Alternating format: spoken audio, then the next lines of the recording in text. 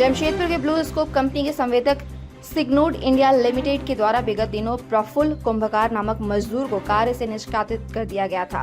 मजदूर नेता सह एटक के जिला सचिव अंबुज ठाकुर ने हस्तक्षेप के बाद एक बार वापस संवेदक के द्वारा उन्हें नौकरी में रखने को मंजूरी दे दी गई है।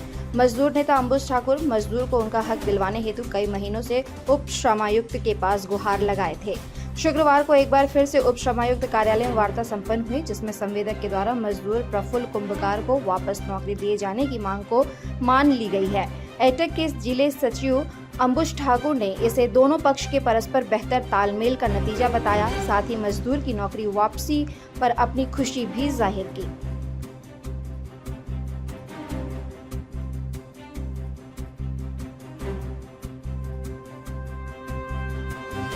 बहुत पहले प्रफुल्ल कुंभकार नामक मजदूर जो ब्लू स्कोप में काम करता था, काम के दरमियान किसी तरह प्रकार से मैनेजमेंट की तरफ से बैठाया गया था।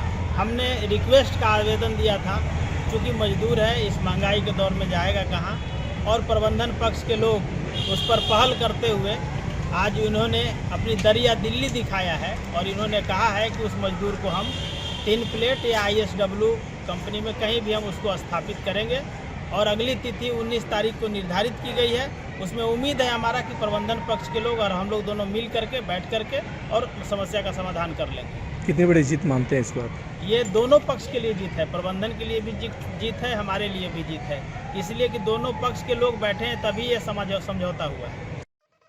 अभी तक आपने जोहार झारखंड न्यूज चैनल को सब्सक्राइब नहीं किया है तो आज ही सब्सक्राइब करें, लाइक करें और इसे शेयर करना बिल्कुल न भूलें।